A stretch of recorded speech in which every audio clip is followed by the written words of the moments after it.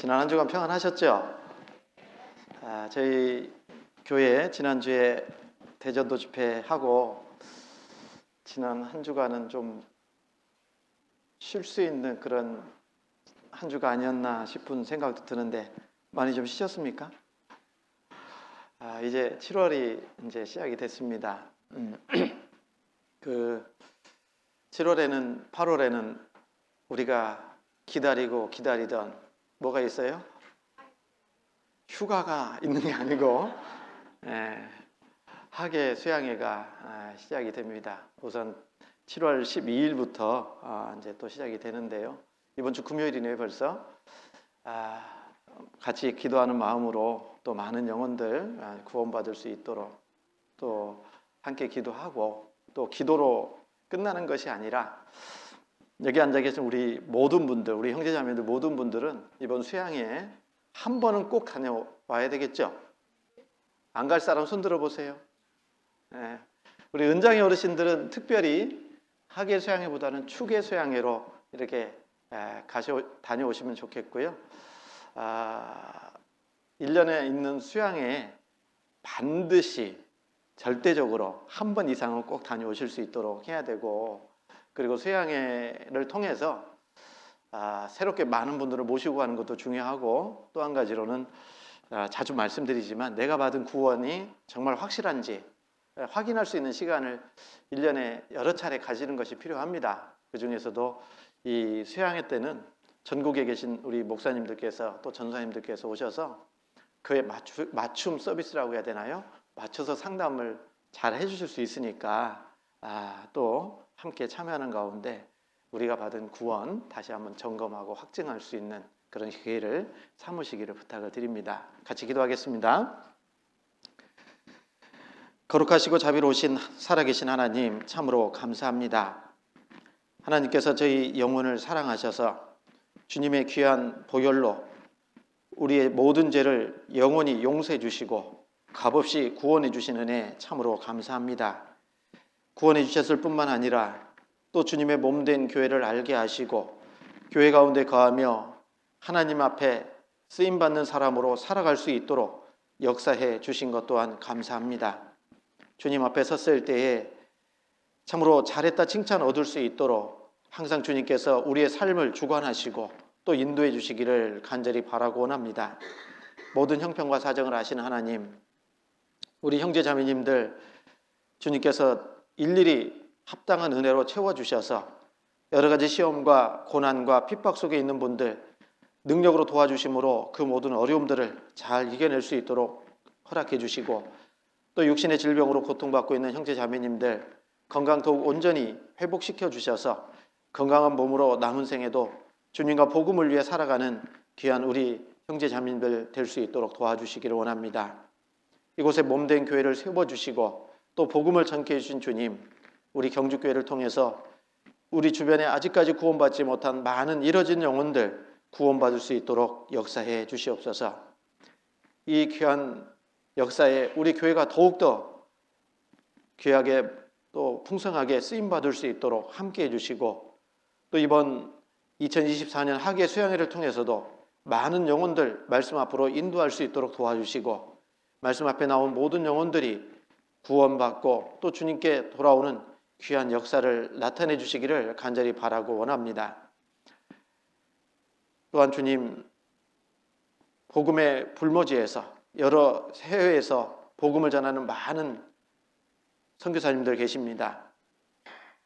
주님께서 특별히 함께 해주시고 또 선교사님들과 그 가정 일일이 도와주셔서 여러 가지 어려운 가운데에서도 복음 전하는데 힘주시고 또 필요한 모든 것들 채워주시기를 다시 한번 간구드립니다. 특별히 몽골 세린교회 더욱 함께 해주시고 또 복음이 힘있게 증거되고 하나님의 영광이 온전히 드러날 수 있도록 허락해 주시고, 이를 위해서 수고하시는 우리 한상일 선교사님과 그 가정 또 도와주시고 합당한 은혜로 늘 채워주시기를 간절히 바라고 원합니다. 오늘도 하나님의 귀한 말씀 앞에 나올 수 있도록 도와주신 거 다시 한번 감사합니다. 하나님께서 이 시간에도 함께 해주셔서 우리가 알아야 될 말씀들을 온전히 알 수 있도록 지혜와 총명으로 또 사랑으로 충만케 채워주시고, 이 말씀이 우리 마음 가운데 새겨져서 위로가 되고 기쁨이 되는 귀한 말씀 될 수 있도록 역사해 주시옵소서. 부득이한 사정으로 함께하지 못한 우리 형제 자매님들도 어떤 형편에 있든지 늘 지켜주시고 있는 처소에서도 온전히 주님을 기쁘게 해드리는 귀한 삶을 살아갈 수 있도록 도와주시옵소서.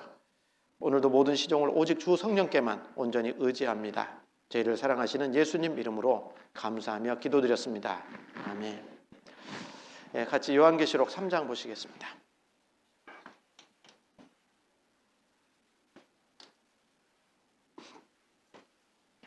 요한계시록 3장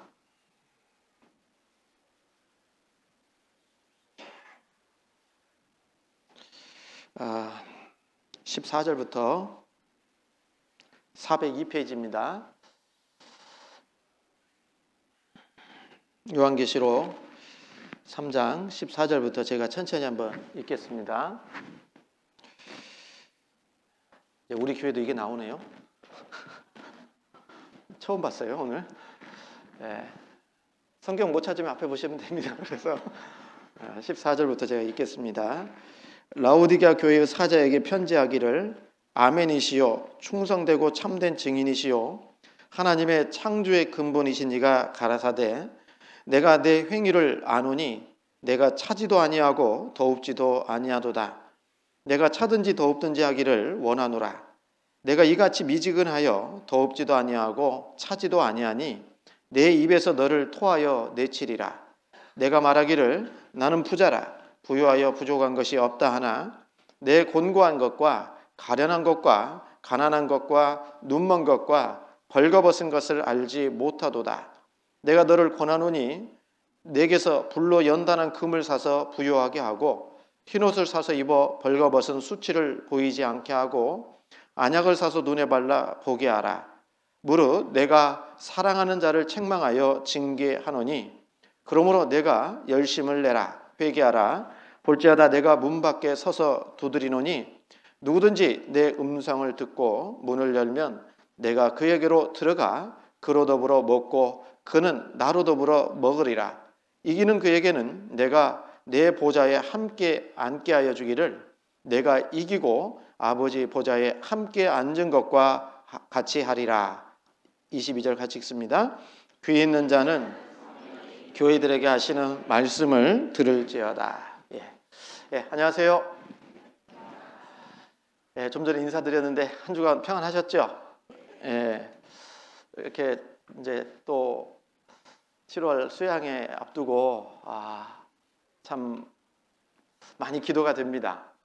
많은 영혼들이 구원을 받아야 되는 것도 또 사실이고 7차례 있는 수양회인데 전국의 우리 목사님들, 전도사님들은 그 1년에 이번 이제 수양회 때 많게는 5번, 적게는 4번 이렇게 또 3번 하시는 목사님들도 계실 것 같긴 한데요. 그래서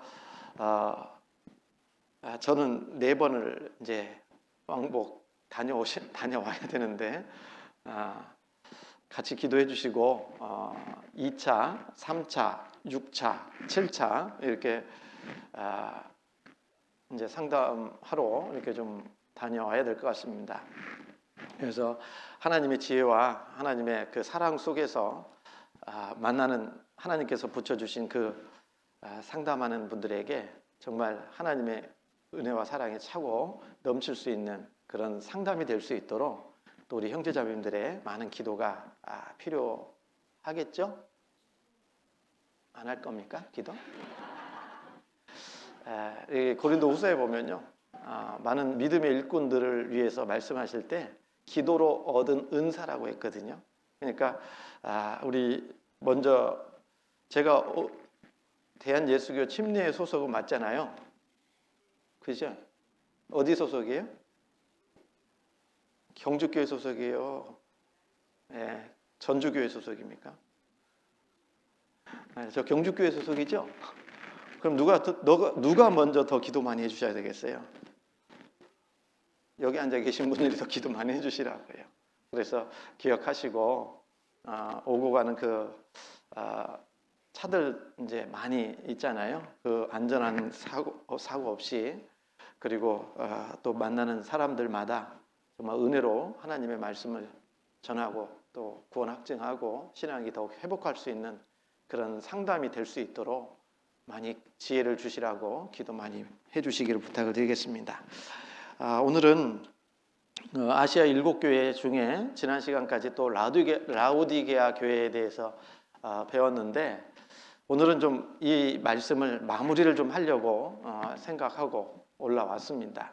그래서 이 라오디게아 교회는 기독교 역사 가운데 마지막 때 나타날 그런 교회에 예수님의 재림의 직전에 나타날 교회 모습을 설명하고 있습니다.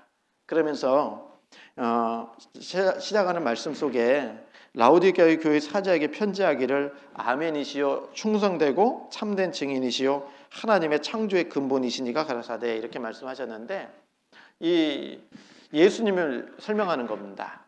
그래서 마지막 때를 우리가 살고 있잖아요. 그러면 이 라오디게아 교회는 결국은 우리 시대의 우리의 교회 모습을 설명한다고 해도 틀리지 않습니다. 뿐만 아니라 이 나의 마지막 때를 살고 있는 우리 각각의 신앙 생활하는 모습 속에서도 이 모습이 보여지기 때문에, 그래서 이 예수님이 어떤 모습이냐면 아멘이시고 참된 충성되고 참된 증인이시다. 그리고 하나님의 창조의 근본이시니다, 이렇게 말씀을 하셨어요.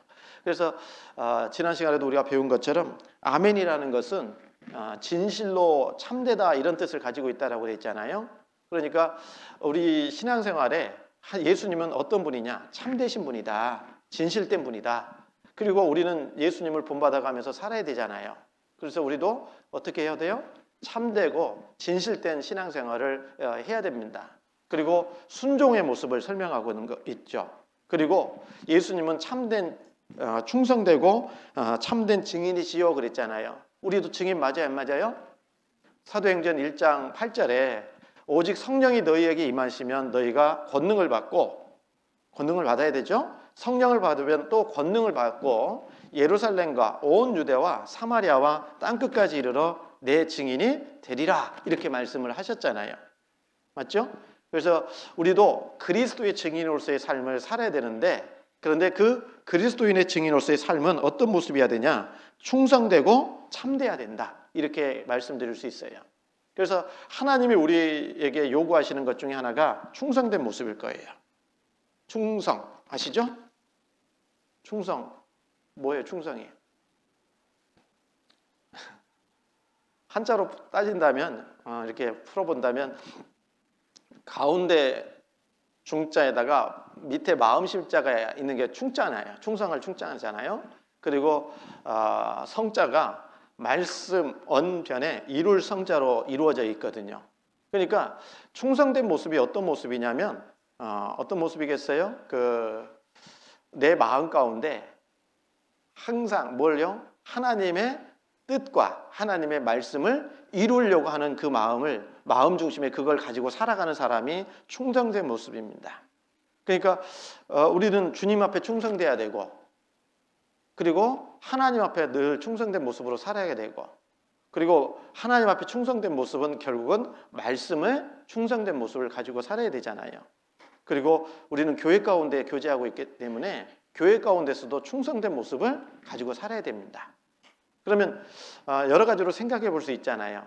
하나님의 뜻을 이루기 위해서 내가 마음 중심에 항상 그것을 가지고 살아갈 때 나는 무슨 생각을 하고 살아가냐, 아주 중요한 문제겠죠. 한 주일간 무슨 생각하고 사셨어요? 어떻게 하면 돈을 많이 벌어볼까? 네? 그건 충성된 모습이 아닐 겁니다. 하나님 앞에. 충성된 모습은 정말 이 교회에서 이루어지는 일들이 있잖아요. 우리가 교회에 충성된 모습으로 신앙생활 한다는 모습은 교회에서 이루어지는 일에 항상 마음을 쓰고 참여하지 않든 간에 거기에 마음이 가 있는 모습이 충성된 모습 아니겠냐, 그런 거죠. 그렇죠? 지난 한 주간 우리 봉사에서 수련회 다녀왔습니다. 모르신 분들은 충성치 못한 겁니다. 네? 그래서 교회에서 이런 일이 일어나고 있구나, 이런 것들을 우리가 알고 기도하고 참여하는 것, 이런 모습들이 충성된 모습입니다. 어제 청년회는 북북권협 저기 형제들이 와서 자매들이 와서 우리 교회에서 연합교제를 가졌어요. 몇 명 왔다고 했더라? 9명 왔다고 했던가? 네. 그런 일이 있었습니다. 처음 들었는데 그러면 안 된다라는 거예요. 그래서 우리는 하나님 앞에 정말 이런 모습이 필요한 겁니다. 충성된 모습 아시죠? 그게 충성된 모습이다. 단적인 예를 좀 들어서 말씀을 드린 겁니다. 그리고 창조의 근본이신 이가 가라사대라는 것은 예수님은 창조의 창조주이셔요. 그런데 왜 창조주라고 말씀하지 않고 창조의 근본이다라고 말씀하셨냐면 우리의 모든 삶의 중심은 누가 있어야 돼요? 예수님이셔요. 그래서 로마서 14장에 보면 우리가 살아도 주를 위하여 살고 죽어도 주를 위하여 죽나니 사나 죽으나 우리가 주의 것이로다. 이런 마음으로 살아야 됩니다. 너희는 먼저 그의 나라와 그의 의를 구하라. 그리하면 이 모든 것을 너희에게 더하시리라. 삶의 우선순위가 어떻게 돼 있어야 된다고요? 우리 주님 중심으로 돼 있어야 된다라는 것을 말씀하시는 겁니다. 그래서 마지막 때를 살고 있는 우리는 예수님을 이렇게 라오디게아 교회에 나타내 주신 것처럼 우리도 참되고 충성된 증인으로서의 삶을 살아야 될 뿐만 아니라 우리의 삶의 가장 우선순위를 예수 그리스도, 예수님을 중심으로 해서 살아야 되겠다라는 겁니다. 그렇지 않겠습니까? 그리고 또 우리 주님은 아시는 분이에요. 뭘 알아요? 우리의 모든 삶을 다 아시는 분입니다. 그래서 내가 이 15절에 내가 내 행위를 아노니 내가 차지도 아니하고 더웁지도 아니하도다. 내가 차든지 더웁든지 하기를 원하노라. 우리 주님은 내가 생각하고 있는 거, 내 주변에 있는 여러 가지 일들을 다 아실까요? 모르실까요? 고난과 핍박이 있으면 그 고난과 핍박도 주님은 아십니다. 이 시간에 몸은 여기 와 있는데 마음은 저 멀리 가 있는 것도 하나님은 저는 모르지만 그래서 우리 마음을 아시고 우리 삶을 아시고 그렇지 않습니까? 아신다라는 것은 큰 위로가 되지 않습니까? 다른 사람은 몰라도 내 하나님께서 내 형편과 사정을 알아주신다. 내 형편과 사정을 알아주시는 분이 계신다라는 것은요 우리에게 큰 위로가 됩니다. 전도 집회 때 그 최진실 씨 얘기하잖아요. 내 마음을 알아줄 친구 한 사람만 있으면 어떻게 하겠다고요? 죽지 않았겠다 이렇게 얘기하지 않습니까? 마찬가지로 우리는요 정말 우리 구원받은 그리스도인들의 마음을, 삶을, 생활을 모든 것을 아시는 분이 하나님으로 계셔요. 그리고 또 감사하게도 정말 감사하게도 함께 위로받고 함께 또 주님의 일을 할 수 있도록 많은 구원받은 그리스도인들을 내 옆에 두셨다라는 겁니다. 그렇지 않습니까? 그래서 함께 위로하면서 저 천국을 향해서 우리는 가야 될 가고 있는 사람들이잖아요. 얼마나 위로가 되고 얼마나 감사가 돼요. 그래서 우리 교회에 이제 주일날만 오시면 안 되지만 어쨌든 이렇게 말씀 앞에 나왔을 때는요, 교제할 때는 큰 위로가 기쁨이 넘쳐야 됩니다. 그래서 우리는 위로받기 위해서 교회에 나오기도 하지만 그러나 먼저는 우리 주님이 우리에게 하나님의 사랑을 실천하셨잖아요. 무슨 사랑? 먼저 사랑이잖아요. 먼저 사랑을 실천하셨잖아요. 그러니까 우리는 교회 가운데 신앙생활하면서 받으려고만 생각하지 말고 먼저 주려고 해야 되고 먼저 나타내려고 해야 되고 그렇죠? 위로를 내가 받으려고만 할 것이 아니라 위로를 먼저 줄 수 있는 그런 삶을 살아가기를 하나님은 원하실 겁니다. 그래서 우리 하나님이 나와 함께 하시면서 마태복음 28장에 있는 말씀처럼 뭐라고 했어요? 볼지어다 내가 세상 끝날까지 너희와 항상 함께 있으리라 하시니라 그랬잖아요. 볼지어다 뭘 봐요? 내가 세상 끝날까지 너희와 구원받은 성도들과 함께 할 거다고 약속하셨습니다. 그 약속은 지금도 지켜지고 있고 이루어지고 있는 겁니다.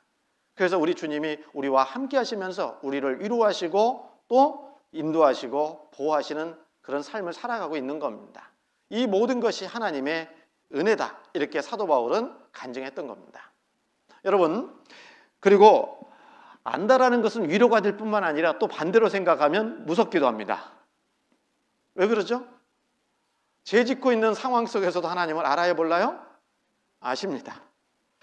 구원받은 성도가 우리 형제자매들이 가지 말아야 될 때에서 앉아 있으면 하나님 또 아십니다. 어딘지 아시겠어요? 네, 아시죠? 그래서 구원받은 그리스도인들이요, 이런 거 있던 것 같아요. 제가 볼 때는 뭐냐면 학예 수양에 우리가 몇 차죠? 6차죠. 6차 때 어디에 있어야 돼요? 우리가? 집에 있어야 돼요? 공주 갈릴리 수양관에 있어야 돼요? 네? 당연히 거기가 있어야 되는데 거기 있지 않으면 양심이 찔려요. 안 찔려요? 나 거기 있어야 되는데 내가 못 갔네? 그러면 마음이 편치 않은 겁니다. 그래서 하나님께서요, 우리에게 그런 마음을 주시는 것 같아요. 맞잖아요? 생각이 나서 그러는데요.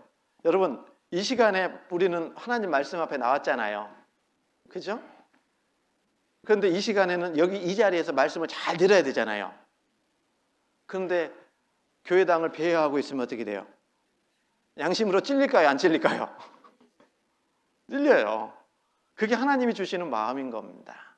그래서 우리가요, 정말 있어야 될 때 잊지 않고 다른 마음을 가지고 살아가면 하나님 앞에 합당치 않다라는 것을 알기 때문에 하나님이 말씀을 통해서, 교제를 통해서 책망하시게 돼 있어요. 그게 하나님이 우리를 다 아시기 때문에 그런 겁니다. 그래서 아신다 하면 위로가 되기도 하지만 또는 좀 두렵기도 합니다. 왜냐하면 우리는 완벽한 사람이 아니기 때문에 그렇습니다. 완벽하지 않기 때문에 하나님이 아신다는 걸 알고 그때그때 빨리빨리 돌이키는 것이 필요하지요. 그렇지 않겠습니까? 그리고 이 하나님께서는요, 우리에게 원하시는 것이 뭐냐? 뭘까요? 여기에 내가 차지도 아니하고 더웁지도 않다 그랬잖아요. 그 말은 뭐냐면 차든지 더웁든지 하기를 원한다라고 말씀하셨잖아요. 신앙적으로 신앙생활하는 데 있어서요, 냉랭하게 하기를 원하실까요? 뜨거운 열정을 가지고 신앙생활하기를 원할까요? 또 졸다가 들어가지고 차갑다 이렇게 하면 안 됩니다. 열정을 가지고 정말 뜨거운 마음을 가지고 하나님은 정말 신앙생활하기를 원하시는 겁니다.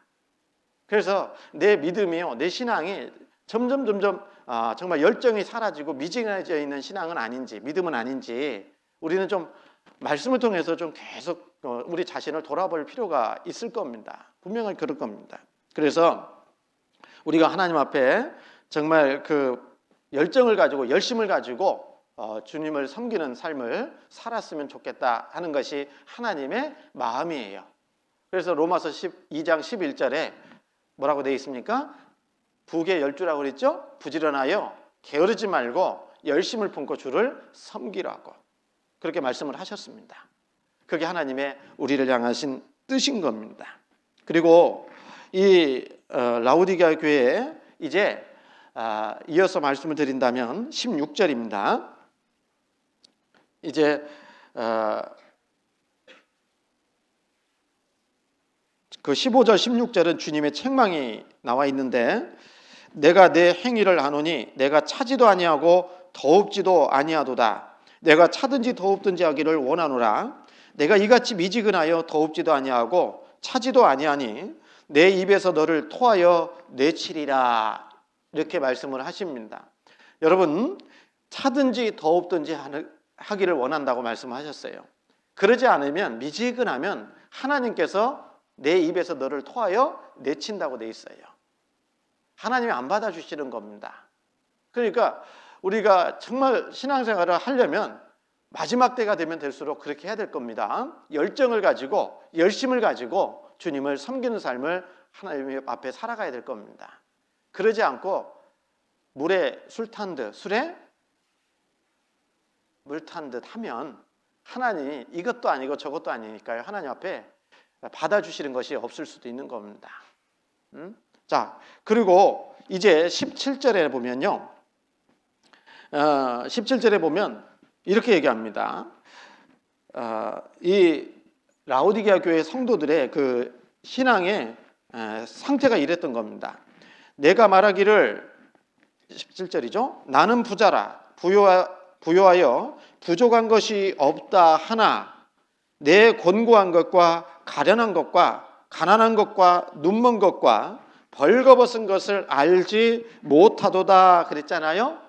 여기 보면 17절 말씀 안에 이 내가 말하기를 그 라오디게아 성도들이 말하기를 나는 부자라 부유하여 부족한 것이 없다 하지만 하나님이 보셨을 때는 어때요? 하나님이 보셨을 때는 내 곤고한 것과 가련한 것과 가난한 것과 눈먼 것과 벌거벗은 것을 알지 못한다 그랬어요. 무슨 얘기죠?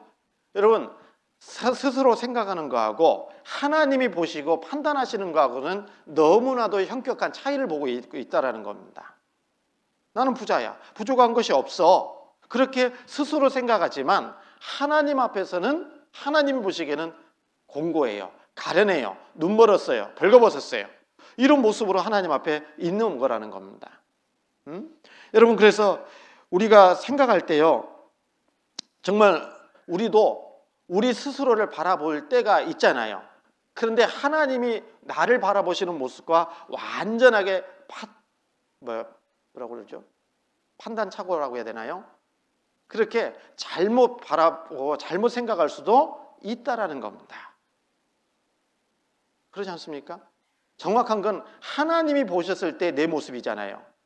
내가 나를 판단하는 것이 아니라 하나님이 나를 보셨을 때 어떤 모습이겠느냐 생각해 봐야 돼요. 라오디게아 교회는 하나님이 보시는 것과 자기들이 생각하는 것이 너무나도 큰 차이가 있다는 겁니다. 그 차이가 있어요. 그래서 우리는요, 우리 스스로를 생각할 때도, 우리 스스로를 바라볼 때도 내 기준에서 바라볼 것이 아니라 하나님의 기준에서 바라볼 필요가 있고 판단할 필요가 있는 겁니다. 성경 고린도후서 10장입니다.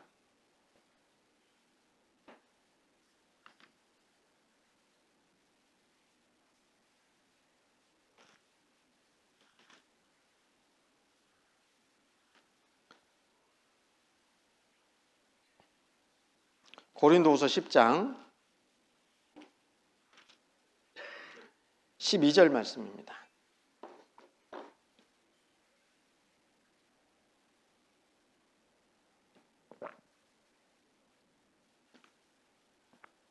고린도후서 10장 12절 말씀 같이 한번 읽겠습니다. 우리가 어떤 자기를 칭찬하는 자로 더불어 감히 짝하며 비교할 수 없노라. 그러나 저희가 자기로서 자기를 헤아리고 자기로서 자기를 비교하니 지혜가 있는 거예요, 없는 거예요? 없다 그 말이에요. 뭐 너무 어려운 말씀 아니잖아요. 어떤 사람들은 자기로서 자기를 비교하고 자기로서 자기를 헤아리고 있는 거예요. 그러니까 이 말씀은 어떤 말씀이냐면 우리가 신앙생활을 하는 가운데서도 온통 기준이 자기가 돼 있는 거예요. 그래서 자기로서 자기를 헤아리고 자기로서 자기를 비교하니까 부족할 게 있어요, 없어요? 없죠. 완벽하잖아요. 여러분 아침에 거울 보시죠? 거울 보시면서 어떤 생각하세요? 야, 완벽해. 그렇습니까? 하나님 감사합니다. 그렇습니까? 네. 생각해 보면 우리가요, 죄송한 얘기지만 그 세상 말로 자기 잘난 맛에 살아가는 경우도 많은 것 같아요. 큰 착각입니다. 그렇지 않습니까? 그래서 우리는 죄송합니다. 우리 자신을 봐요, 못 봐요? 외적인 모습도요. 내 모습을 다른 사람이 보는 거지 내가 내 모습을 내 얼굴 어떻게 생겼는지 기억납니까? 그래서 자기 중심적으로 생각하고 자기 중심적으로 살아가는 경우가 많다라는 거예요. 그런 모습으로 꾸준히 살아가면 하나님 앞에서는요 어떤 모습이겠어요? 가련하다, 곤고하다, 벌거벗었다, 눈멀었다 이렇게 하나님 앞에 나타날 수도 있는 겁니다. 그래서 우리가 정말 신앙생활을 올바로 하기 위해서는 자기로서 자기를 헤아리고 자기로서 자기를 비교하는 것은 지혜롭지 못한 겁니다. 그래서 항상 우리가 그 기준이 무엇이냐에 따라서 우리의 모습이 달리 보일 수 있잖아요. 그러니까 내 기준을 가지고 신앙생활을 하면 안 됩니다. 그래서 이번 이제 학예수양회 때마다 하지만 여러분 전국에 있는 형제자매들 있잖아요. 신앙생활을 하는 가운데 그 자리에 모였잖아요. 근데 우리끼리만 신앙생활을 하다 보면 우리는 진짜 잘하고 있는 줄로 혹 착각할 수도 있어요. 개인적으로도 교회적으로도. 네? 그런데 전국에서 함께 교제하는 형제자매들의 그 신앙의 모습을 들어보면 정말 우리가 그렇게 잘하고 있다 판단이 안 쓸 때가 많아요. 다시 얘기하면 우리의 신앙이 우물안 개구리의 모습으로 신앙생활은 안 되겠죠. 그래서 전국에 함께 교제하는 형제자매들하고요 교제를 많이 좀 하셔야 됩니다. 우리가 잘하고 있는 부분도 많이 있겠지만요 부족한 부분도 많이 있을 수 있거든요. 그러지 않겠습니까? 공감이 안 돼요? 나는 너무 완벽해. 네? 우리는 너무 잘해. 자기 착각일 수 있다니까요. 그래서 우리는요 기회가 있는 대로 아까 어제도 이제 우리 포항권 후포 울진 영덕교회 청년들 와서 교제했지만요 어려운 작은 교회 가운데서도 우리보다 훨씬 잘하고 있는 부분도 많이 있을 수 있어요. 그렇지 않습니까? 열정을 따라가려면 오히려 더 작은 교회에서 교제하는 그 형제자매들의 열정이 훨씬 더 앞설 수도 있습니다. 규모만 작을 뿐이지 하나님 보시기에는 더 크게 보실 수도 있는 거거든요. 그러니까 주변에 있는 교회하고 그리고 또 전국에 있는 교회하고 기회가 있을 때마다 함께 교제하는 가운데 나의 부족한 점을 하나님께서 보여주시면 그 부족한 점을 메꾸고 그렇죠? 올바른 모습으로 또 하나님 앞에 살아갈 수 있도록 해야 되는 것이 필요한 겁니다. 그래서 하나님이 보시는 모습과 내가 생각하는 모습이 이 라우디게아 교회는 너무나도 큰 차이가 있는 것처럼 우리도 잘못하면 라우디게아 성도들처럼 나는 부자라 부유한 것이 없다, 부유하여 부족한 것이 없다라고 착각하면서 살아갈 수 있다는 것을 늘 생각해야 되는 겁니다. 그래서 하나님 앞에 바른 기준을 가지고 생각해야 되지 않겠습니까? 그 바른 기준이 뭐겠습니까? 항상 말씀이에요. 하나님의 말씀에 비추어서 양심적으로 나는 부족한 것은 없는지 하나님 앞에 믿음의 선진들이 걸어갔던 그 길을 생각하면서요 나는 그 믿음의 선진들이 갔던 그 길에 비하면 얼마나 잘하고 있는지 성경을 통해서 확인하고 그 기준을 통해서 내가 부족한 것이 있으면 열정을 가지고 열심을 가지고 더 그에 맞게 하려고 노력을 해야 되는 것이 맞거든요. 그러지 않습니까? 그래서 이 라우디게아 교회 성도들은 신앙적으로 미지근하니까 스스로 잘하고 있다고 생각하지만 하나님은 그렇지 않다라는 겁니다. 그래서 우리도 하나님 앞에 바른 신앙의 기준을 가지고 살아갈 수 있도록 해야 될 것을 권면해주고 있는 겁니다. 그리고 요한계시록 3장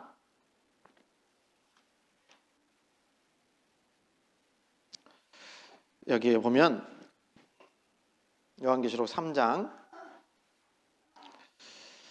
내가 말하기를 나는 부자라 부유하여 부족한 것이 없다 하나 그랬잖아요. 부족한 거 있을까요 없을까요? 예? 이 라우디게아 교회 성도들은 자기의 신앙 상태를 모르니까 나는 부족한 것이 없어 이렇게 얘기합니다. 그런데요 부족한데 하나님 보시기엔 정말 부족한데 부족한 것이 없다라고 생각한 사람이 신앙 성경에도 나와 있어요. 어떤 사람이냐면 에서입니다. 에서 들어보셨죠? 에서는 장자로 태어났어요. 동생이 누구게요? 죄송합니다. 안 물어볼게요 이제. 네, 야곱입니다.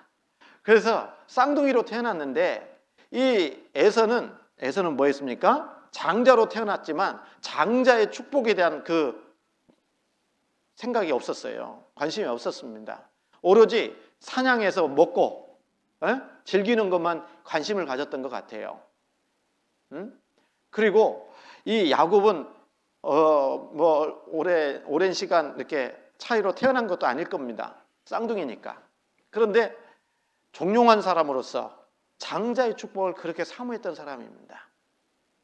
그러니까 그 사냥하고 돌아오는 그 에서에게 이 야곱이 팥죽을 끓여가지고 어떻게 해요? 그냥 줄 수도 있잖아요. 근데 뭐라고 그래요? 장자의 명분 나한테 파시오 그래요. 그런데 정말 그 장자의 명분을 소중하게 생각했다면 팔할까요? 안 팔까요? 네? 안 팔죠. 그죠? 그래서 안 팔아야 되는데 팔았어요. 그리고 그것이 연결돼 가지고 이제 이 아버지가 이삭이잖아요. 이삭의 축복을 야곱이 가로채 버리잖아요. 장자의 축복을 가로챕니다. 그리고 멀리 도망을 갑니다. 이 누가요? 야곱이가. 그리고 20년 정도 그 외삼촌 라반의 집에 있다가 거부가 돼서 돌아오잖아요. 돌아올 때 에서가 온답니다.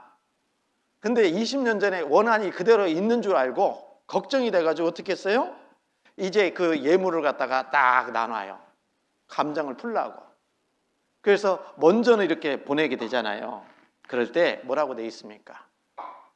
그 야곱이 주는 그 예물을 받으면서 나에게도 충분히 있다라고 얘기합니다. 성경 창세기 보시죠. 창세기 33장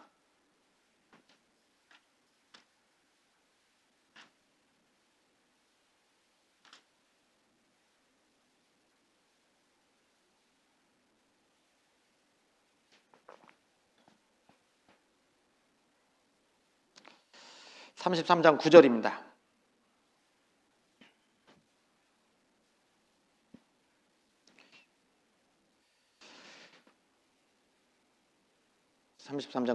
에서가 가로되 내 동생아 내게 있는 것이 족하니 내 소유는 내게 두라. 야곱이 가로되 그렇지 아니하니이다. 형님께 은혜를 얻었사오면 청컨대 내 손에서 이 예물을 받으소서. 내가 형님의 얼굴을 배운즉 하나님의 얼굴을 본 것 같사오며 형님도 나를 기뻐하심이니이다. 하나님이 내게 은혜를 베푸셨고 나의 소유도 족하오니 청컨대 내가 형님께 드리는 예물을 받으소서 하고 그에게 강권함에 받으니라 그랬잖아요. 여러분 여기 보면요, 에서도 살아가다 보니까 많은 물질적인 축복을 하나님이 주셨어요. 맞죠? 그러니까 야곱이 준다고 하니까 나도 내게 족하다, 부족하지 않다 이렇게 얘기를 하는 겁니다. 그런데 이 야곱이요, 에서가 이렇게 얘기하니까 야곱이 가로되 10절에 그렇지 아니하니이다. 형님께 은혜를 얻었사오면 청컨대 내 손에서 이 예물을 받으소서. 내가 형님의 얼굴을 배운즉 누구의 얼굴을 본 것 같아요? 하나님의 얼굴을 본 것 같사오며 형님도 나를 기뻐하심이니라. 하나님 얼굴 뵙듯이 기쁘고 감사하다 그런 얘기잖아요. 그러니까 받아라 주라고, 받아달라고. 그런데 11절에 이 하나님이 내게 은혜를 베푸셨고 나의 소유도 족하오니 청컨대 내가 형님께 드리는 예물을 받으소서 하고 그에게 강권함에 받으니라. 받았죠 결국은요. 여러분 둘 다 풍족해요. 야곱도 풍족했고 에서도 풍족했어요. 그런데 이 말씀 속에 보면 9절부터 11절을 읽었지만 한 가지 야곱과 에서의 대답 속에 차이가 있어요. 큰 차이입니다. 무슨 차이가 있어요? 에서의 말 속에는 하나님이라는 말이 없고 야곱에게는 하나님의 은혜가 있어요. 그렇죠? 여러분 이게 큰 차이라는 겁니다. 우리가 이 세상에 살아가는 데도 보면은 많은 부자들이 있잖아요. 그죠? 그 부자들 많잖아요. 그런데 그 부자들이 가지고 있는 거하고 우리가 가지고 있는 거, 우리도 부족함 없잖아요? 부족하십니까? 얘기해 주세요. 기도해 드릴게요.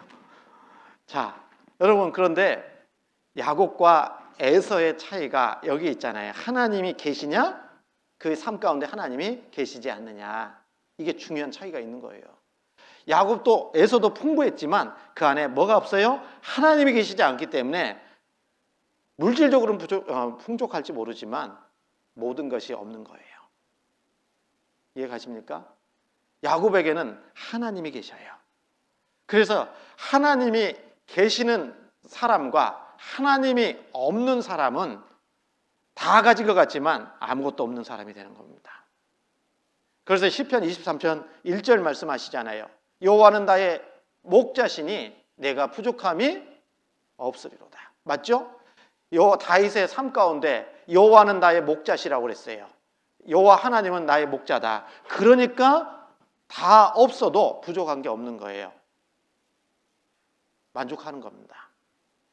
그렇잖아요. 그래서 우리 인생에 하나님이 계시냐 안 계시냐 이 차이가 너무 큰 겁니다. 그렇지 않겠습니까, 여러분? 시편 34편 보시죠.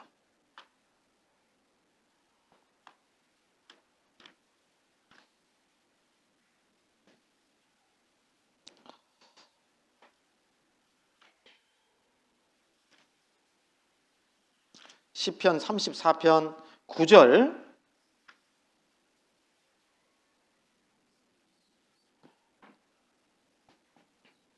9절 10절 같이 읽습니다. 너희 성도들아 여호와를 경외하라. 저를 경외하는 자에게는 부족함이 없도다. 젊은 사자는 궁핍하여 줄일지라도 여호와를 찾는 자는 모든 좋은 것에 부족함이 없으리로다. 여기 말씀하시네요.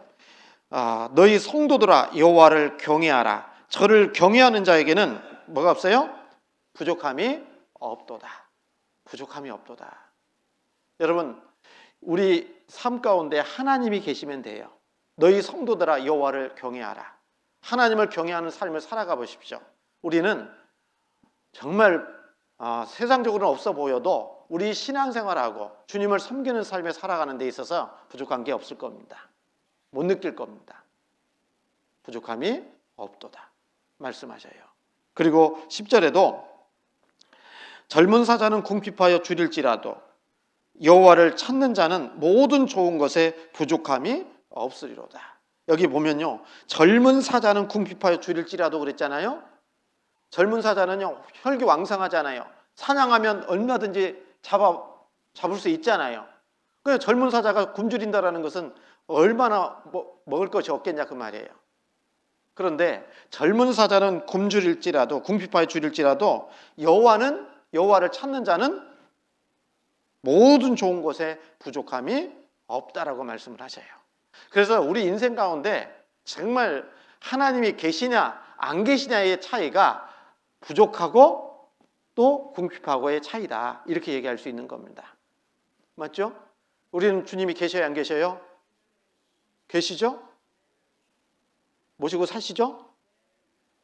그걸로 끝이 아닙니다. 여기 너희 성도들아 어떻게 하라고 했어요? 너희 성도들아 여호와를 경외하라. 모시고 살아가는 것뿐만 아니라 하나님을 경외하는 삶, 순종의 삶, 이런 삶을 살아갈 때 하나님이 부족하지 않게 채워주시는 겁니다. 이해가시죠, 여러분? 그래서 우리가 신앙생활 하는 가운데 나는 괜찮아, 부족하지 않아, 이렇게 생각할 게 아니라 정말 하나님 앞에 바른 기준을 가지고 신앙생활 하는 것이 필요하고, 그리고 하나님 말씀대로 내 삶 가운데 하나님이 늘 동행하시고 하나님이 나의 삶의 주인이 되셔서 나를 보호하시고 인도하시고 지켜주시는 그 삶을 살아가는 것이 부족하지 않는 삶을 살아가는 거다, 이렇게 말할 수 있는 겁니다. 그리고 요한계시록 3장 18절에 이제 이런 상태라면 어떻게 해야 됩니까? 고쳐야 되잖아요. 그래서 18절에 예수님이 권면해 주십니다. 어떻게 하라고? 18절 내가 너를 권하노니 내게서 불로 연단한 금을 사서 부요하게 하고 흰옷을 사서 입어 벌거벗은 수치를 보이지 않게 하고 안약을 사서 눈에 발라 보게 하라 그랬잖아요. 신앙적으로 영적으로 이런 상태라면은 이렇게 해야 된다라고 말씀을 하십니다. 권면해 주시기를 내가 너를 권하노니 내게서 불로 연단한 금을 사서 부요하게 하고 그랬잖아요. 불로 연단한 금을 사서 부요하게 하라라고 말씀하셨어요. 불로 연단한 금을 사라고 하니까요, 금방 찾아가라는 얘기 아닙니다. 어디 가라고요? 이 성경에 나와 있는 금은 믿음을 가리킵니다. 믿음이 부족한 거예요. 믿음 없이 살아가는 모습이라는 겁니다. 그래서 불로 연단한 금을 사서 어떻게 하라고요? 믿음에 부요하게 돼야 된다. 이렇게 말씀을 하고 계시는 거예요. 베드로전서 1장입니다. 베드로전서 1장 6절.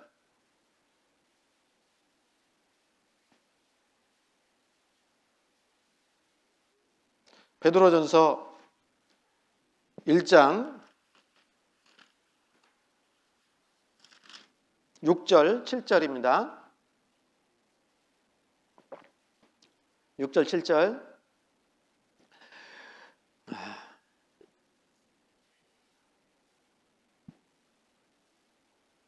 6절 7절 같이 한번 읽겠습니다. 그러므로 너희가 이제 여러 가지 시험을 인하여 잠깐 근심하게 되지 않을 수 없었으나 오히려 크게 기뻐하도다. 너희 믿음의 시련이 불로 연단하여도 없어질 금보다 더 귀하여 예수 그리스도에 나타나실 때에 칭찬과 영광과 존귀를 얻게 하려 함이라. 여기 6절에 그러므로 너희가 이제 여러 가지 시험을 인하여 잠깐 근심하게 되지 않을 수 없었으나, 여러분 근심이 여러 가지 시험이 오면 근심돼요, 안 돼요? 여기 조모님 때도 얘기했던가요? 그 시험이라는 단어가 이 성경에서는 세 가지 의미로 사용된다고요. 그래서 아브라함을 하나님께서 시험하셨다고 할 때 그 시험은 테스트라고 얘기했고, 그리고 여기 말씀하는 이 시험은 연단입니다. 시련, 단련, 이걸 얘기하는 겁니다. 그래서 우리를 단련하시기 위해서 주시는 시험이 있잖아요. 그러면 그 시험이 오고 고난이 올 때는 어떻습니까, 여러분? 근심돼요, 안 돼요? 근심도 오거든요, 처음에는요. 그런데 잠깐 근심하게 되지 않을 수 없었지만 오히려 크게 기뻐하도다. 왜 크게 기뻐하죠? 이제 우리 수요 말씀 때도 그랬잖아요. 고시 패스하면 영광이 주어지잖아요. 맞죠? 세상에서 고시 패스하면 판사도 되고 검사도 되고 하잖아요. 영광이 주어지잖아요. 우리 구원받은 그리스도인들도 고시를 패스하면 영광이 주어져요. 고시가 뭔데요? 고난과 시련을 통과하면 영광이 주어지는 겁니다. 그래서 하나님께서 나에게 이런 고난과 시련을 주셨다면 왜 그냥 주시는 것이 아니라 뭐 주시려고요? 영광을 주시기 위해서 나에게 고난을 주셨구나, 이 생각을 묵상해야 돼요. 생각해요. 그러면 잠깐 근심하게 되지 않을 수 없었지만 오히려 크게 기뻐할 수가 있는 겁니다. 그러면서 하신 말씀이 너희 믿음의 시련이 불로 연단하여도 없어질 금보다 더 귀하여 예수 그리스도에 나타나실 때에, 우리 주님이 다시 오실 때에 칭찬과 영광과 존귀를 얻게 하려고 고난과 시련을 주시는 겁니다. 그래서 이 금이라는 게 뭐냐면 시련을 통과한 믿음을 얘기하는 거예요. 맞죠? 그래서 우리 믿음이 점점 커질 수 있는 방법은 고난과 시련을 통해서예요. 그래서 불로 연단한 금을 사서 부유하게 된다라는 것은 고난이 많고 시련이 많고 핍박이 많을수록 그것을 통과하고 나면 믿음도 훨씬 더 커져요, 안 커져요? 커져요. 그게 부유하게 되는 방법이라는 겁니다. 그러면 고난이 좋아요, 안 좋아요? 시련 주시는 거 좋아요, 안 좋아요? 죄송합니다. 괜한 거 물어봤나 봐요. 그래서 이 시련과 고난이 나에게 주어지면 믿음을, 이 고난과 시련을 통과하고 나면은 믿음도 더욱더 부유해지게 돼요. 그래서 하나님 앞에 부자가 되는 거예요. 부자가. 그래서 남는 겁니다. 네? 그렇죠? 우리는 주님께서 우리에게요, 우리 주님께서 주님 앞에 섰을 때 영원히 남아야 될 거 아닙니까? 그러니까 고린도전서 3장에 보면은요, 이 신앙생활을 갖다가 말씀할 때 그 건축, 건물 짓는 거에 대해서 말씀하잖아요. 그래서 건물의 값어치는 어떤 재료를 사용했느냐에 따라서 그 가치가 달라지거든요. 물론 크기도 달라지겠지만. 여러분, 우리 경주교회당은 건축 재료 잘 쓴 것 같아요. 그러니까 잘 써도 오랜 시간이라고 해야 되나? 시간이 지났어도 새 건물 같잖아. 그죠? 그래서 어떤 재료를 쓰냐에 따라서 영광이 되기도 하고 그렇지 않을 수도 있는 거잖아요. 그래서 고린도전서 3장에 뭐라고 말씀하셨어요? 그 건축을 하는데 어떤 사람은 나무나 집이나 풀로 집으로 짓는 사람이 있고, 어떤 사람은 금이나 은이나 보석으로 짓는 사람이 있다, 이렇게 얘기했잖아요. 그래서 그때 공력이 불로 나타날 텐데, 공력이. 그래서 생각해 보면 알 수 있잖아요. 나무나 집이나 풀로 지은 집은 불이 딱 났어요. 어떻게 될까요? 다 타고 재밖에 안 남잖아요. 그런데 그 금이나 은이나 보석으로 지은 집은 불이 지나가도 남는다, 이런 얘기예요. 그렇잖아요. 우리 하나님 앞에 가면은요, 어떤 집으로 지었냐에 따라서 영광이 달라질 수 있는 거잖아요. 그래서 이 금은 뭐예요? 믿음을 얘기하는 거예요. 그래서 믿음 생활을 하나님께서 어떻게 하느냐에 따라서 믿음으로 살아가는 것이 주님 앞에 서면 영광으로 바뀌어지는 겁니다. 그리고 그 믿음이라는 게 더 커지려면 고시를 팠어야 돼요. 아시겠죠? 고난과 시련을 통과한 믿음이 큰 믿음이에요. 단련된 믿음이라는 겁니다. 그게 부여지는 거예요. 그리고 은은 구속을 얘기합니다. 그리고 말씀을 얘기하는 거예요. 그래서 말씀에 순종하는 삶이 남는 거예요. 그리고 구원을 위해서 어떻게 우리가 살았느냐에 따라서 남는 겁니다. 지난 한 주간 우리가 대전도 집회할 때 정말 구원을 위해서, 이루어진 영혼을 위해서 정말 수고했잖아요. 그리고 기도하셨잖아요. 안 했습니까? 그것이 하나님 앞에 가면, 지금 우리 기억 속에서 사라질지 모르지만 하나님 앞에 가면 남아있을 겁니다. 그게 영광으로 돌려지는 거예요. 그리고 보석은요, 성경 말라기에 보면요, 이 보석은 성도들을 얘기합니다. 성도. 우리 보석 귀하잖아요. 안 귀해요? 앞뒤에 한번 좌우 보셔봐요. 이게 보석이에요. 보석입니다. 보석 아니에요? 아닌가 봐. 이 보석 덩어리입니다. 보석 덩어리. 그죠? 그러니까 무슨 얘기냐면요, 이 형제 자매들을 위해서 희생하고 섬기고 물질 드리고 이런 거 있잖아요. 밥 한 끼 사고 커피 한 잔 사주고 이런 것들이 남아요. 실은요, 형제 자매들한테 하면. 저한테도 해주고. 예. 그래서 우리가 정말 주님 안에서 어떻게 살아가느냐에 따라서 주님 앞에 가면 영광과 칭찬과 존귀가 달라진다라는 겁니다. 그래서 정말 이게 신앙적으로요, 미지근하면 불로 연단한 금을 사서 부요하게 하라 그랬잖아요. 그랬죠? 그 다음에 또 뭐라고 했습니까? 흰 옷을 사서 입어 벌거벗은 수치를 보이지 않게 하고 그랬잖아요. 그랬죠? 흰 옷이 무슨 옷이겠어요? 이 옷을 입어야 수치가 안 드러날 거 아닙니까? 맞죠? 그래서 그 성경에 보면요, 예수님께서요, 우리의 수치를 가려주시기 위해서 구원의 옷 주셨어요? 안 주셨어요? 그렇죠? 깨끗한 세마포 옷을 입혀주셨다고 말씀하셨어요. 구원의 옷. 그래서 이 창세기 3장에 보면 가죽옷을 지어 입히셨다고 할 때, 그 먼 훗날 예수님이 오셔서 우리의 수치를 가려주실 것을 말씀하잖아요. 그래서 의의 겉옷도 있고 구원의 옷, 이렇게 말씀하시는 겁니다. 그리고요, 옷을 흰 옷 입고 다니면 조심해요, 안 조심해요? 예? 조심하죠? 그래서 요한계시록에 보면요, 이 성도들의 옳은 행실이라고도 말씀을 하셨어요. 흰 세마포 옷을. 그러니까 여러분, 저기 옷을 입고 있는데 뭐가 묻었으면 모르고 다니면 부끄럽잖아요. 또 알게 되면. 이런 예가 적당한지는 모르겠지만 남자 바지가 앞에가 열려져 있으면 안 부끄러워요? 그냥 다니면 이상하잖아요. 그죠?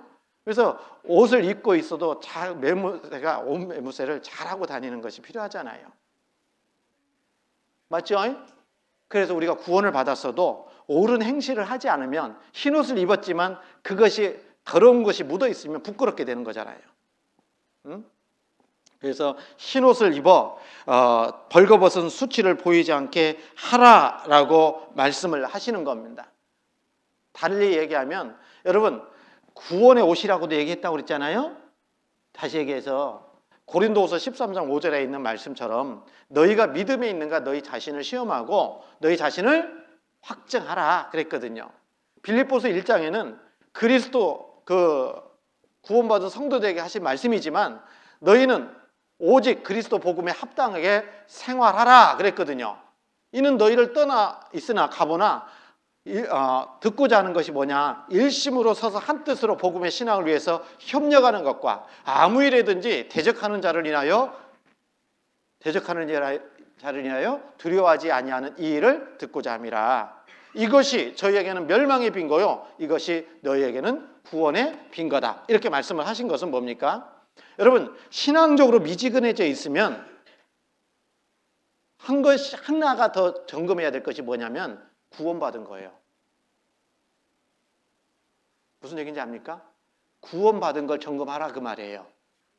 그래서 흰옷을 사서 입어서 벌거벗은 수치를 보이지 않게 하라는 말 속에는 구원이 아니니까 뜨뜻미지근한 모습으로 살고 있는 거 아닌가 싶은 생각도 해보는 겁니다. 이해가시죠? 그래서 이런 수양회 때 이렇게 자꾸 구원 점검하라고 하는 것은요 정말 무엇보다도 소중한 게 우리 인생 가운데 중요한 게 뭐겠어요?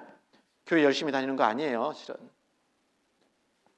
히브리서 2장 3절에 있는 말씀처럼 이같이 큰 구원을 등한히 여기면 어찌 피하리요. 큰 구원이라고 있어요. 큰 구원이라고 있어요. 우리 인생의 가장 중요한 것 중에 하나가 구원입니다.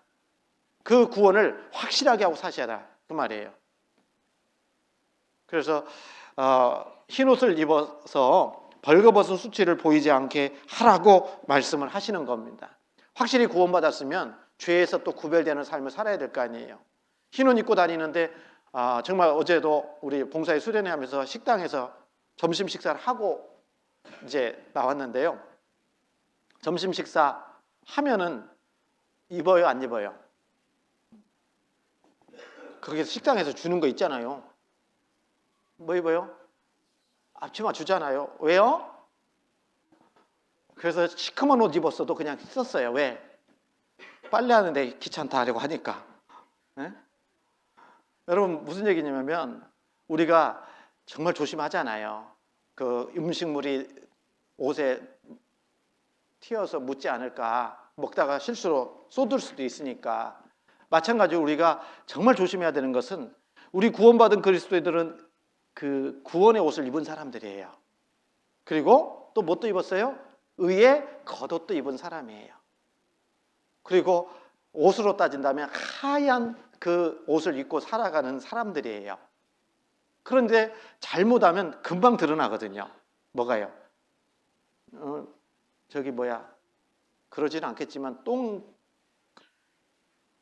앉으면 안 되잖아요. 묻으면 바로바로 닦아내야 될 거 아닙니까? 그래서 우리가 정말 하나님 앞에 권면해 주는 게 뭐냐면 아까 얘기한 대로 불로 연단하여도 없어질 금을 사서 부유하게 하고, 두 번째는요 흰 옷을 입어서 자기의 벌거벗은 수치를 보이지 않게 하고, 그 다음에 안약을 사서 눈에 발라 보게 하라 그랬잖아요. 뭘 사라고요? 안약을 사서. 왜요? 잘 못 보니까 안약을 사가지고 보라는 겁니다. 그래서 여러분 우리가 구원받을 때 영적 소경에 눈이 떠진 거잖아요. 근데 시간 지나면 눈이 더 밝아져야 돼요? 점점 어두워져야 돼요? 육신의 눈은 나이 먹으면 눈이 더 밝아질까요? 어두워질까요? 그렇죠? 어두워집니다. 그런데 우리 영혼의 눈은 점점 밝아져야지 정상적인 거거든요. 영혼의 눈은. 맞죠? 그런데 그러지 않고 밝아지게 하는 것을 하지 않으면 뭐 눈 운동도 한다면서요, 요즘은요? 눈 운동 알아요? 예, 막 한다고 하더라고요. 눈 운동도.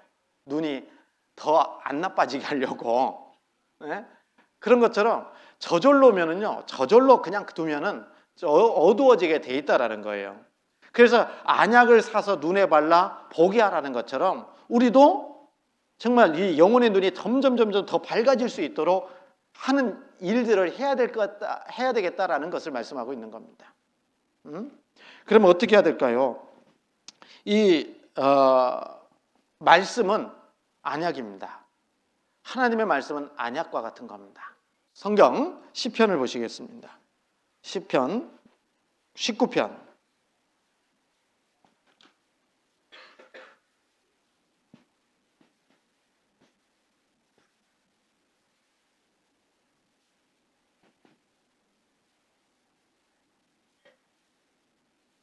시편 19편 8절입니다.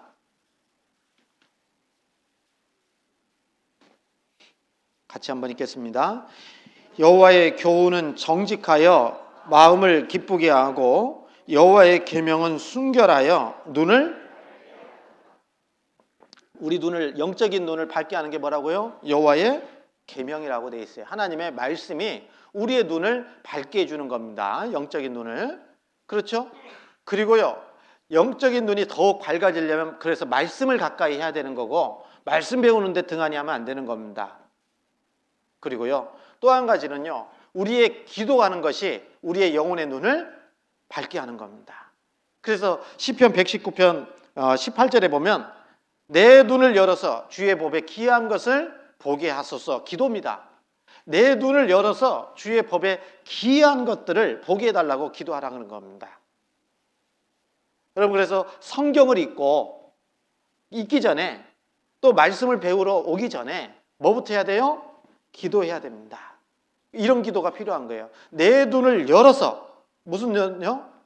육신의 눈 말고 영혼의 눈을 열어서 주의 법에 기이한 것을 보게 해 주십시오라고 기도하고 시작을 해야 되는 거예요. 그리고 우리의 영혼의 눈이 밝아지기 위해서는요. 의인이 되고 의인의 길을 계속 걸어가면 점점 밝아지게 돼 있어요.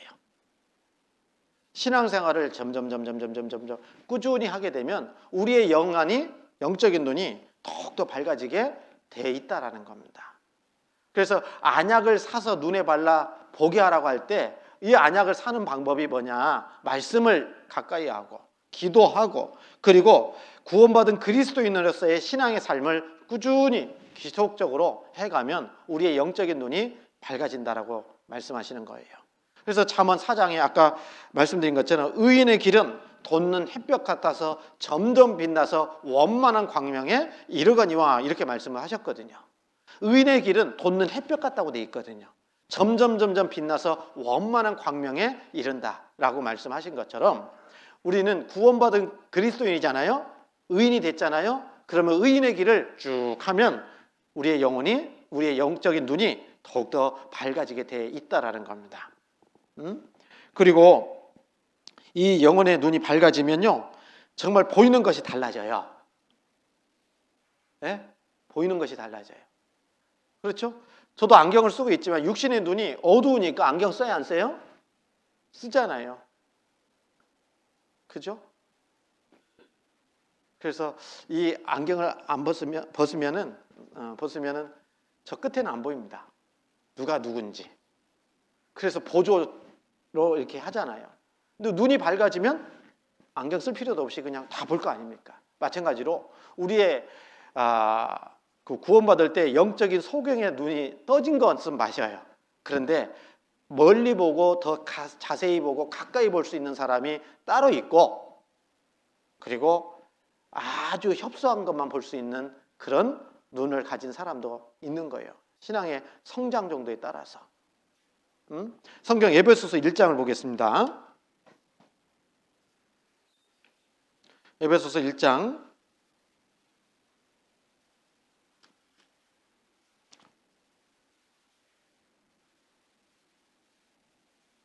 18절입니다. 에베소서 1장 18절.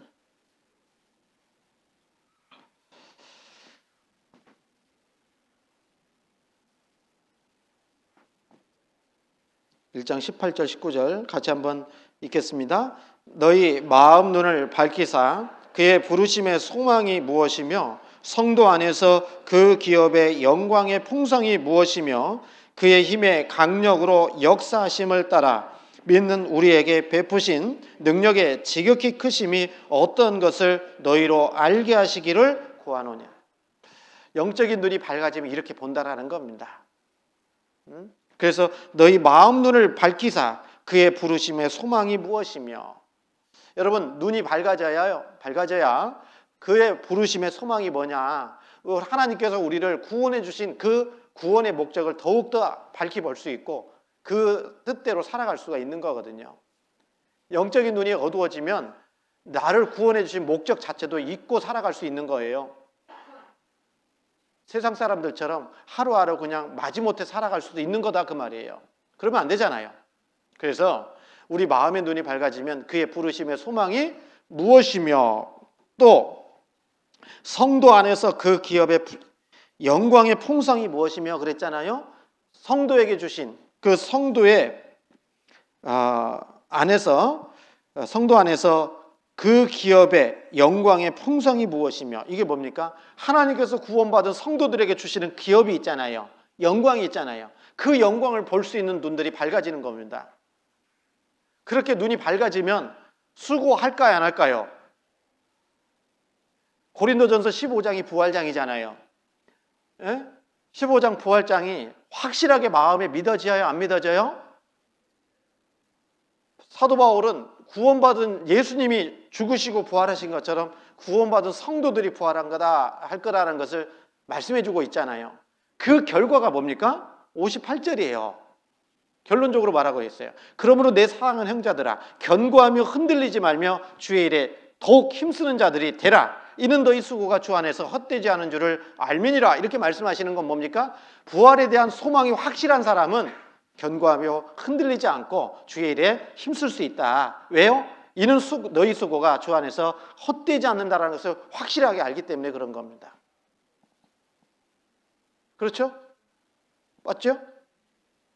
우리 교회 진짜 우리 어머니의 자매님들 너무 고생들 많이 하시는 것 같아요. 안쓰럽기까지 합니다. 그런데 해야 됩니다. 왜 해야 되죠?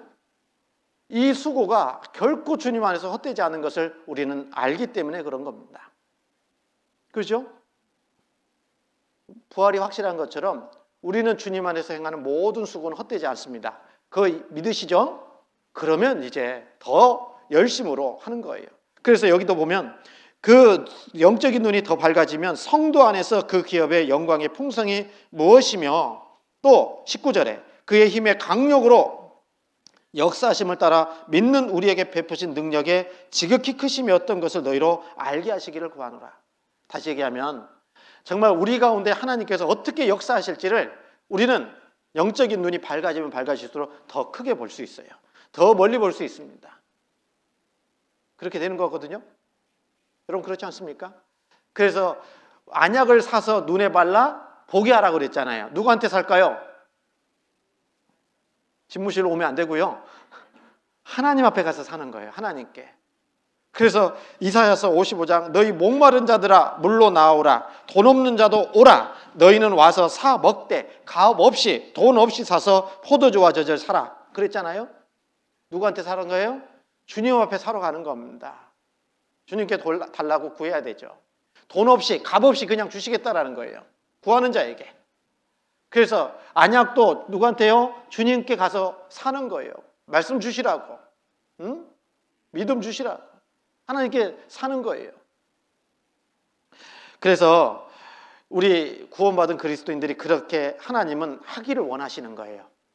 혹시 내 신앙이 지금도 여전히 미지근하다면, 열정이 좀 사라졌다면 하나님 앞에 이 세 가지를 해야 될 겁니다. 뭘 해야 된다고요? 첫 번째, 뭘 해서? 불로 연단한 금을 사라고 있잖아요. 믿음을 더해달라고 하나님께 기도해야 되고요. 또 한 가지로는요, 옷을 사서요, 자기 수치를 보이지 않게 하라고 했고, 또 한 가지는 뭐였습니까? 안약을 사서 눈에 바르라고 이렇게 말씀해 주시는 겁니다. 그러면서 이제 주님의 책망이 19절부터 나옵니다. 19절에 보시면 오늘 다 끝내야 되기 때문에 19절 보시죠. 3장 19절 요한계시록.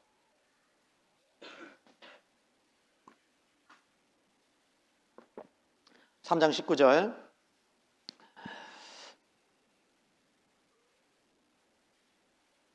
19절) 같이 읽습니다. 무릇 내가 사랑하는 자를 책망하여 징계하노니 그러므로 내가 열심을 내라 회개하라 이렇게 말씀하셔요. 여러분, 주님이 왜 이 말씀을 주시냐면, 또 우리에게 왜 이 말씀을 주시냐면, 무릇 내가 사랑하는 자를 책망한다고 그랬죠. 그리고 징계한다고 그랬잖아요. 여러분, 책망하시는 것도 징계하시는 것도 왜 하신다고요? 사랑하기 때문에 그렇다라는 겁니다. 오늘 말씀을 듣고 찔림이 있다 그러면 하나님이 나를 사랑하셔서 이렇게 찔림을 주시는구나, 책망하시는구나, 징계하시는구나 라고 생각하시면 됩니다. 그죠? 그리고 또 이렇게 말씀하십니다. 그러면서 그런 양심에 찔리고 그걸로 끝나면 안 되고요. 어떻게 하라고 했어요? 그러므로 네가 어떻게 하라고요? 열심을 내라고, 그리고 회개하라고, 돌이키라고, 지금까지 살아온 삶을 바꾸라고요. 열심을 해야 된다고요. 맞죠? 이제까지 살아왔다면 돌이키셔야 돼요. 그런 모습이었다면. 맞죠? 그런 모습이었다면 돌이켜야 되고, 미지근한 신앙이었다면 열심을 낼 수 있도록 열심을 내야 된다 이렇게 말씀을 하시는 거잖아요. 하나님은 그렇게 우리에게 책망하시고 징계하시고 권면해주고 계시는 겁니다. 뿐만 아니라 20절에 20절도 같이 읽습니다. 볼지어다 내가 문 밖에 서서 두드리노니 누구든지 내 음성을 듣고 문을 열면 내가 그에게로 들어가 그로 더불어 먹고 그는 나로 더불어 먹으리라. 20절에 말씀하셔요. 여기 우리 주님은 열심 내기를 원하고 회개하기를 원합니다. 그리고 또 한 가지는 뭡니까? 교제하고 싶어 해요. 우리 하나님 앞에 어떻습니까? 우리의 신앙이 정말 미지근하면 라오디게아 교회 성도들처럼 신앙이 그러면 하나님과 교제가 안 된다는 거예요. 주님과. 주님은 우리하고 어떻게 하고 싶다고요? 교제하고 싶어 해요. 어떤 사람하고 교제하기를 원하냐? 열심을 가지고 주님 안에서 열정을 가지고 살아가는 사람, 뜨겁게 신앙생활하는 사람하고 주님은 더욱더 교제하기를 원하시는 겁니다. 그래서 볼지어다 내가 문 밖에 서서 두드리노니, 문을 억지로 열고 들어오시는 분이 아니잖아요. 두드리노니 누구든지 내 음성을 듣고 문을 열면, 마음의 문을 열고 주님을 받아들인잖아요. 물론 구원받을 때 우리 주님이 우리 속에 임하셨어요. 그런데 신앙생활하고 구원받은 이후에 내 마음대로 내 생각대로 살아가면 주님과 교제가 안 되잖아요. 주님을 문 밖에 두는 거하고 똑같은 겁니다. 그래서 두드리고 계셔요. 지금도 마음 문을 두드리고 계셔요. 그래서 내 음성을 듣고 문을 열면 내가 그에게로 들어가 그로 더불어 먹고 그는 나로 더불어 먹으리라. 먹는다는 게 교제입니다. 교제. 여러분, 식사한다는 게 뭐예요? 교제하는 거예요. 그래서 우리 한국 사람은 좀 성격이 좀 급해가지고 식사 시간이 몇 분이에요? 저도 많이 지적받는데 밥을 빨리 먹는다고. 그런데요, 뭐 서양 사람들은 식사 시간이 뭐 3시간 이렇게 되기도 하잖아요. 그죠? 밥만 먹어요? 교제예요. 대화 쭉 하면서 이렇게 하는 거라면서요. 그게 교제잖아요. 여기서 그런 말씀인 겁니다. 우리 주님이 우리하고 음식을 같이 나누는 것은 뭡니까? 오랜 시간 동안 함께하면서 교제하기를 원하신다라는 겁니다. 어떤 사람에게요? 회개하고 열심 내는 사람에게 하나님은 교제하고 싶은 거예요. 그렇게 우리가 주님과 교제해야 되겠죠. 마음 열고 주님을 영접했잖아요. 그런데 신앙생활 하면서 내 생활 바쁘다고 주님을 한쪽에다가 죄송합니다 이렇게 두고 내 마음대로 살면 안 될 거라는 거예요. 21절입니다. 21절. 이기는 그에게는 이렇게 살아가는 사람 있잖아요. 이 마지막 시대에 정말 아까 말씀드린 것처럼 회개하고 돌이키고 열심을 품고 주님을 위해 살아가는 그리스도인들이 이기는 자예요. 예? 승리하시는 분들입니다. 이기는 그에게는 21절 같이 읽습니다. 이기는 그에게는 내가 내 보좌에 함께 앉게 하여 주기를 내가 이기고 아버지 보좌에 함께 앉은 것과 같이 하리라. 그렇게 살아가는 그리스도인들에게 약속하신 것이 뭡니까? 축복이 뭡니까? 하나님께서 이기시고 예수님이 이기시고 예수님이 하나님 보좌에 앉으셨잖아요. 영광된 자리에 올라갔잖아요. 그렇게 신앙생활하는 사람에게 하나님의 영광된 자리를 우리에게도 주시겠다라는 겁니다. 그 자리 얻어야 될까요? 얻지 말아야 될까요? 얻어야 되겠죠. 그죠? 그래서 이 라오디게아 교회 성도들은 정말 주님 안에서 정말 마지막 때에 우리가 살아가고 있지만 우리는 라오디게아 교회 성도들의 믿음을 본받아서는 안 됩니다. 우리도 그런 모습이라면 교훈을 받고 책망을 받아서 어떻게 해야 됩니까? 열심을 품고 주를 섬길 수 있는 마음으로 신앙생활을 해야 됩니다. 주님 오실 때가 얼마 남지 않았잖아요. 마라톤 경기를 하면요, 꼬린 지점이 보이면 천천히 걸어가야 돼요? 더 빨리 달려야 돼요? 전심전력해서 달려가야 될 거 아닙니까? 그 시대에 우리가 살고 있는데 더욱더 미지근하고 있다면 그건 하나님 앞에 책망받을 일이라는 겁니다. 그래서 우리가 좀 생각해 봤는데요. 이 아시아의 7교회에 보낸 편지 몇 가지를 좀 생각해 봤는데 켜놨는데 껐네. 좀 정리를 좀 오늘 좀 하려고 이 노트북을 좀 설치를 하자고 했습니다. 자, 이제 정리합니다. 이제까지 3년 가까이 들었던 말씀을 좀 정리해 보면 이렇습니다.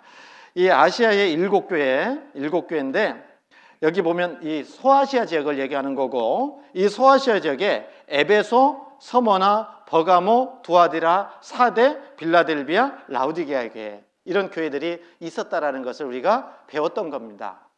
아시겠죠? 그리고 좀 생각해 보면 기억하면 좋은 기독교 역사라고 하는데 이것은 좀 기억해 놓으면 우리가 성경을 공부하고 이해하는 데 쉬울 겁니다. AD 33년에 예수님이 십자가에서 죽으셨습니다. 33년에 돌아가셨다고 얘기한다 할 수 있죠. 그리고 기독교 역사 가운데 AD 313년에 콘스탄티누스 황제가 기독교를 공인하게 됩니다. 그리고 392년에 데오도시우스 황제 때 로마가 기독교를 국교로 채택을 하게 됩니다. 뿐만 아니라 590년에 그레고리우스 1세에 의해서 교황제도가 이제 수립이 됩니다. 그러니까 이 교황은 역으로 올라간 거예요. 베드로가 초대 교황이라고 얘기하는데 한참 후죠. 590년이면요. 그리고 1517년에 마르틴 루터에 의해서 종교개혁이 시작이 되었다. 이런 정도로는 좀 기억하고 있으면 좋겠다 싶은 마음이 있습니다. 그리고 이 아시아 7교회 보낸 그 교회가 교회사라고 그랬잖아요.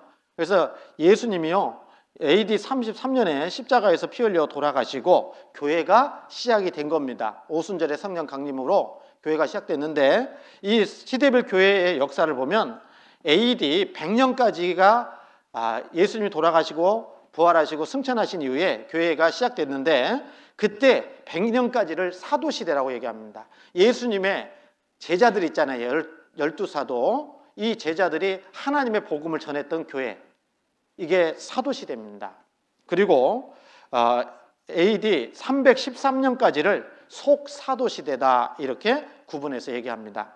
그리고 590년 국가교회 시대라고 얘기하고, 그리고 590년부터 1517년까지를 중세 카톨릭 시대다 이렇게 구분해서 얘기하는 겁니다. 그리고 1700년대까지를 종교개혁 시대의 교회다 이렇게 얘기할 수 있고, 그리고 1900년까지를 영적 부흥 시대다 이렇게 얘기를 합니다.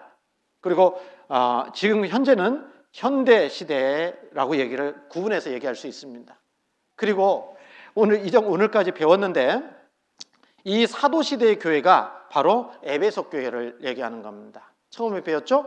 에베소는 뜻은 미끄러지다라는 뜻을 가지고 있었고, 그리고 이 사도 시대는 33년부터 100년까지의 기간을 얘기하고, 그리고 특징은 뭐냐면 정통적인 교회의 모습을 설명하는 겁니다. 정통적인 교회.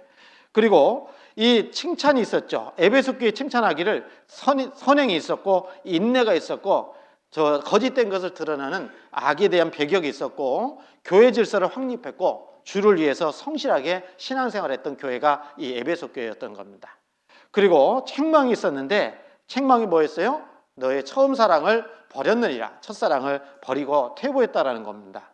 그리고 하나님께서 당부하기를 그러니까 첫사랑을 회복하라고, 처음 행위를 가지라고 말씀하시는 거예요. 구원의 첫사랑을 점검하고 회복하라는 겁니다. 그리고 하나님이 그렇게 신앙을 회복한 성도들에게 약속하신 것이 하나님의 낙원에 있는 생명나무의 과실을 주리라 이렇게 말씀하시는 겁니다. 사도시대의 교회의 것은 뭐냐면 정통 고수에는 열심이었지만 하나님과의 교제는 등한시하는 교회의 모습, 이게 에베소 교회, 사도시대의 교회의 모습이다 이렇게 말할 수 있는 겁니다. 그리고 두 번째, 속사도시대 교회가 서문학교였습니다. 이 서문학교회는 몰약이라는 데 뜻이 있는데요, 핍박받는 교회의 모습을 설명하는 겁니다. 그래서 속사도시대는 100년부터 313년까지, 그리고 특징은 뭐냐면 그 교회 때는 가난했지만 믿음에는 부유한 교회였어요. 그리고 칭찬이 있었어요. 영적인 불을 누리게 한다고. 아무것도 극한 가난이었지만 그러나 굉장히 영적으로는 부유한 교회다. 하나님이 칭찬하는 교회였던 겁니다. 그리고 책망이 없어요. 얼마나 감사한지 모르겠어요. 그런데 당부하기를 10일간 환난을 두려워하라. 그리고 두려워하지 말라 뿐만 아니라 요한계시록 2장 10절에 죽도록 충성하라. 그리하면 생명의 면류관을 내게 주리라 라고 말씀을 하십니다.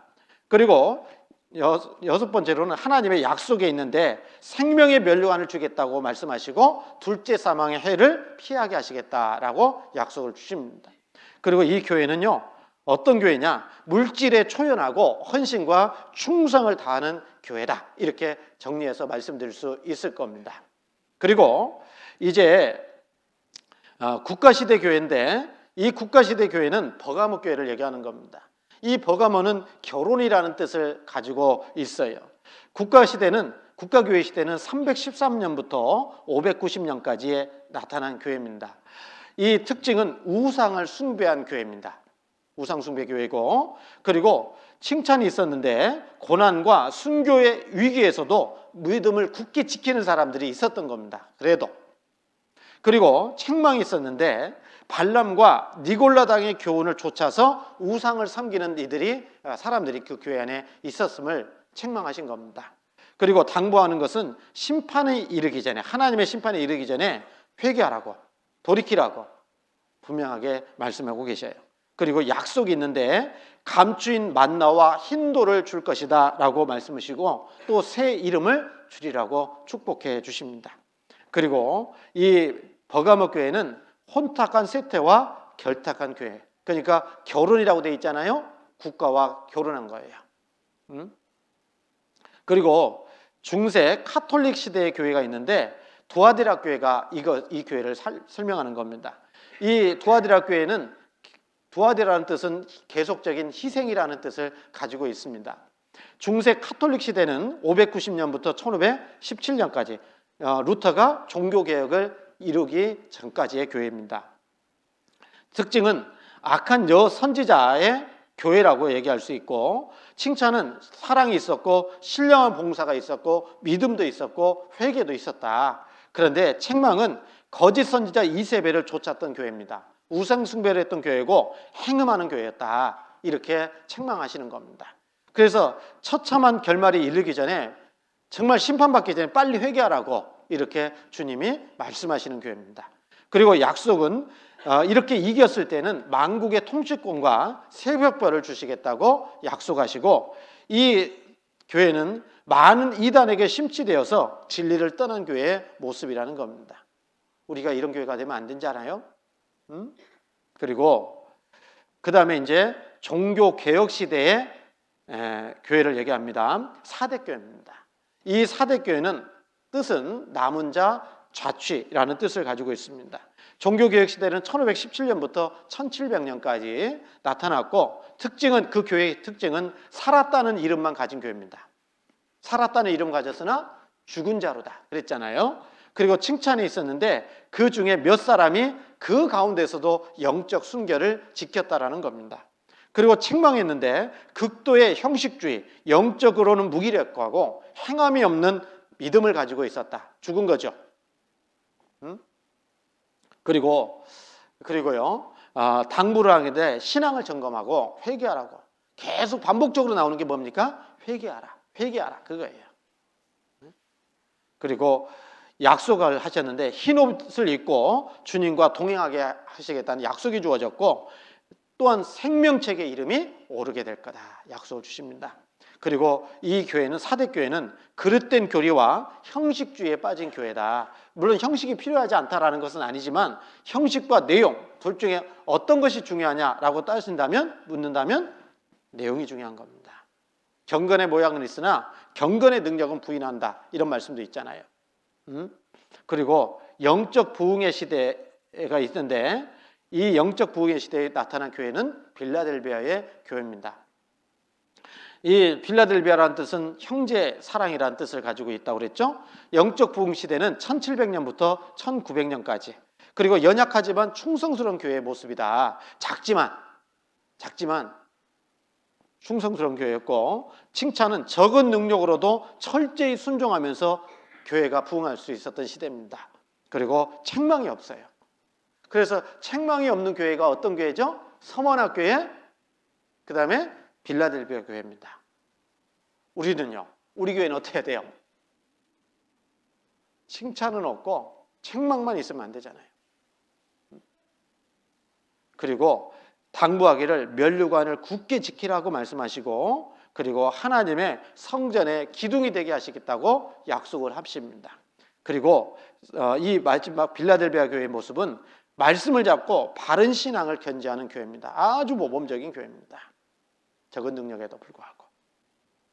그리고 마지막, 오늘 이제 배웠잖아요. 라오디게아 교회, 현대 시대입니다. 라오디게아라는 뜻은 백성의 정의라는 뜻을 가지고 있습니다.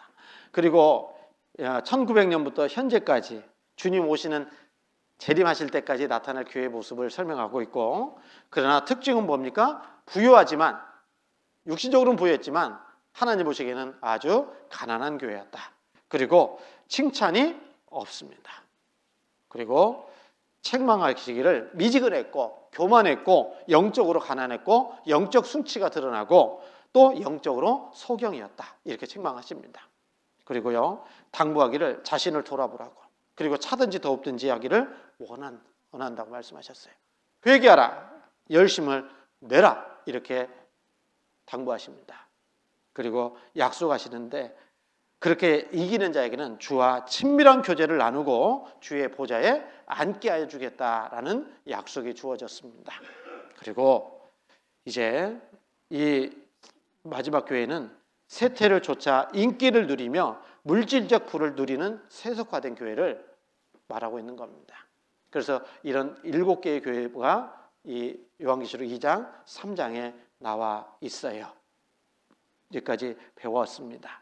그래서 여기 지도를 보니까 이게 아시아 지역인데, 소아시아 지역에 우리가 배웠던 7교회를 다시 한번 조금 기억을 상기한다면, 에베소 교회, 서머나 교회, 버가모 교회, 두아디라 교회, 사대 교회, 빌라델비아 교회, 라오디게아 교회, 이런 7교회를 통해서 교회사 가운데 나타날 교회, 그리고 또 우리 영적으로 보면 우리의 신앙도 어떤 사람은 에베소, 어떤 사람은 서머나, 어떤 사람은 라오디게아 이런 모습으로 신앙생활을 하고 있는데 우리 자신을 좀 다른 사람 판단하는 얘기가 아니라 우리 각자를 돌아보면서 나는 어떤 교회의 모습으로 신앙생활을 하고 있는지를 생각해보고 돌이키고 회개하고 그리고 바르게 정말 이 서머나처럼 또 빌라델피아처럼 칭찬만 듣는 그런 우리의 신앙의 모습을 가지고 살았으면 좋겠다 싶어서 말씀을 배웠습니다. 기도하겠습니다.